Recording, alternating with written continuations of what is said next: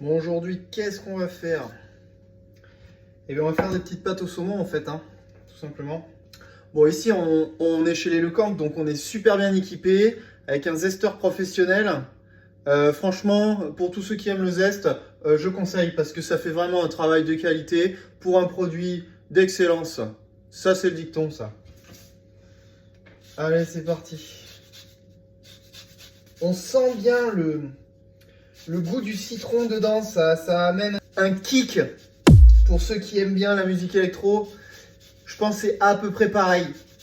Un peu de citron vert. Hein. Voilà. De toute façon, plus il y a de couleurs et plus c'est beau, plus c'est bon. Donc, à partir de là. Du coup, je vais rajouter 2 petites gousses d'ail.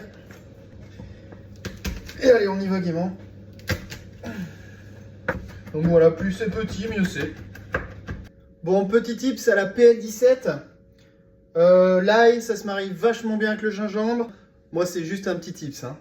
On prend une petite cuillère et on vient râper tout simplement la partie qu'on veut de cette bonne racine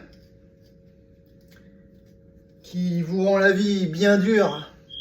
Je vais pas en mettre beaucoup, c'est juste histoire de donner un peu de fraîcheur aussi. C'est vrai que ça, c'est vraiment pas mal du tout. Bon, comme dirait notre ami Jean-Michel Dumas, hein, le plan de travail il a été assaini. Je vais pouvoir m'attaquer à la pièce maîtresse de cette préparation, le saumon. Allez, c'est parti, on enlève le plastique et on passe au coupage, dans les règles de l'art. Bon, mais là, ça nous fait un beau morceau quand même. Donc là, on va y aller, hein, gaiement.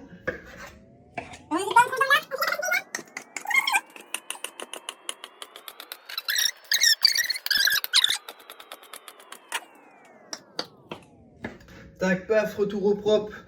Le saumon a été coupé. Je suis en train de me dire qu'il manque peut-être un peu de fromage, mais c'est pas grave. Comme on dit, il n'y a pas de piège, quoi. Ah, bah écoutez, je vais lancer la cuisson des pâtes. Et puis, il n'y aura plus qu'à mettre dessus, quoi. Et à se régaler. Voilà, je me disais bien que j'avais oublié quelque chose. On peut mettre de la ciboulette, on peut mettre un peu de persil. Là, j'ai juste de la nette, donc je mets que de la nette. Pour la couper, il faut vraiment la laisser plutôt brute. On va juste dégrossir un peu et la rajouter au mélange, comme ça va bien nous donner le goût qui va bien aller avec le saumon. Du coup là je suis parti sur une petite rallonge d'aneth parce que faut pas hésiter à en mettre beaucoup hein, si on veut que ça sente fort et que ça soit bon. Voilà, hein. Il y a des fois, faut pas hésiter à aller dans l'excès, c'est moi qui vous le dis. Il y a quand même un petit ingrédient qui fait sacrément la différence dans la préparation. Le pecorino. Ma che bella, bellissimo. Bon, je viens d'égoutter les pâtes. Je vais vous montrer quand même.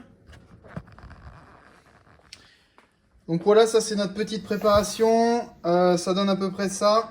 Bon, du coup, voilà, hein, on est à l'étape du dressage. On va y aller à la barbare. Voilà. Comme ça, de toute façon, c'est homogène. Et voilà.